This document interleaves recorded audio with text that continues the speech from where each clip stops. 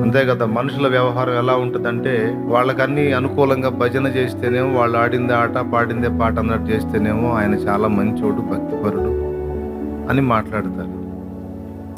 ఎంతమంది మనుషులు నిన్ను గౌరవించినా, గుర్తించినా, ప్రేమించినా, విధేయత చూపినా, వాళ్ళందరి మనస్సుల్లో నీకు ఆ స్థానాన్ని కల్పించింది యేసయ్య. కాబట్టి నువ్వు ప్రప్రథమంగా నీ దృష్టి దేవుని వైపే నిలుపు.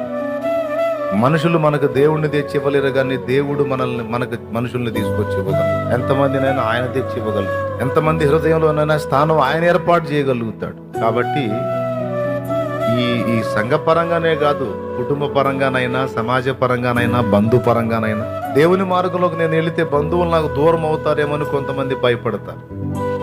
ఓడి బంధువులు, దేవుడు కృప నీ మీదకి వస్తే ఆ బంధువుల కంటే శ్రేష్టమైన ఆత్మీయ బంధువుల్ని వందలాది మందిని ఇస్తాడు.